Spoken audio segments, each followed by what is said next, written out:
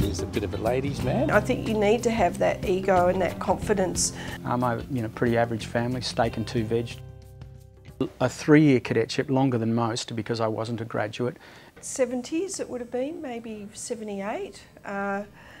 And it was when I first started at the West Australian. I was a cadet journalist. The Daily News, an afternoon tabloid that was very racy and brash and a bit like Ralph, really. There was a brashness about him in his early 20s. He just fitted terrifically. He was slick and quick. Towards the end of my time at WA Newspapers, I went to Sydney as the Sydney correspondent, which is really what I wanted to do because it was a writer's job. You know, you could... The agencies and the wire services took care of the breaking news stories where I was able to actually write, and that was great. A crazy curiosity. He wants to know everything about everything, whether it's sex, drugs, rock and roll, nuclear medicine or Middle East politics. And I think you need to have that ego and that confidence to achieve the sort of journalism that he achieved, like going to places like Jerusalem and Moscow. And I go, all right, then I quit. And he goes, look, you can't just quit because you don't go your own way. Okay, I want to go to Moscow. And he goes, why? And I go, well, we don't have a bureau there. There's this very interesting guy called Mikhail Gorbachev. You know, he's doing some interesting things, and we don't have a bureau there because it was expensive to set up, and the Soviets didn't just let anybody in. And he goes, you can't just decide at a moment's notice that you want to go to... You can't just name a bureau, a city in the world, and say you want to go there. I go, okay, I'll quit. And he goes, look, stop saying that. But he was a good friend. You know, he liked me. I did well. I'm not for a minute suggesting anybody should behave like this, but it worked. You know, I remember him saying to me, I hope you're doing this for the right reasons. You're not doing this because your personal life's in complete tatters, are you? And he was English, so, you know, he would never dare raise what he obviously knew to be true. And I no, everything's fine. I just want to leave. So I was sent to Moscow. And, you know, pretty much when I arrived in Moscow, you know, everything I touched turned to gold. And he once wrote to me from Moscow saying, I'm wearing 4 singlets and I'm still fucking freezing and I can't pull a chick. I knew that he's just got that intelligence and that that needed more than what he would ever achieve here in Perth. I spent 2 weeks in Berlin and saw the wall come down, which was a fascinating thing to do because in my travels earlier, I'd gone to Berlin a couple of times. It was a very, very interesting place. That was just amazing to watch the wall come down. That particular night, you know, that night we saw the wall come down, and the next day there was long queues of people, long queues, you know, kilometre-long queues of people trying to cross.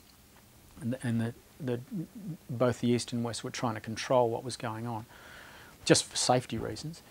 And I remember filing through the line, and a very elderly woman, German woman, I was on the east side, grabbing my arm and shaking at me and rabbiting on in rapid German. And I'm saying, look, I'm sorry, I really don't speak German. I'm very sorry, I don't understand. And a young woman in front of her turned around and said, you know what she's saying, right? And I go, look, I've got no idea what she's saying. And she's saying she hasn't seen her sister in 28 years or 25 years, and she's going to see her sister for the first time in 28 years. And I promise you that, you know, like the cameraman and the soundman and this other woman are all just sitting there with tears rolling down our cheeks, you know, listening to this story, this amazing story of this woman. I think it gets a bit boring about the intricacies of the Middle East. There are so many hundreds of factions there, and he doesn't mind explaining to you at great length. It was a small group of about 300 demonstrators who were all shouting anti-Israeli slogans, but they were kept well bottled up by the border police. Perez stayed for 10 minutes, looked at the village and disappeared in an army helicopter with an escort. We then had to get out. The military disappeared, and all these protesters who'd been bottled up for several hours just ran rampage, stoned the mayor's car, overturned it, set it on fire, all in front of us, and we were filming it. The border police came in very quickly and started firing weapons over their heads, and the problem was that we all had top shots on rooftops and we were over their heads. So, you know, this little kid from Perth, Western Australia is suddenly under fire, hitting the deck, and a large Israeli cameraman reaching down and going, "Get up," you know, which I wasn't sure why I had to get up. But and I think suddenly I realised that A, things could happen very, very fast, and B, this wasn't Perth, Western Australia. Everybody was armed, they used them, and people died, you know. Ralph does have a very strong romantic streak in him, and he's romanticised that sort of beach lifestyle. Stuff comes out of that ocean that's just really freaky. I mean, if you stare at the ocean for a while, you'll see stuff. You know, I had some time on my hands.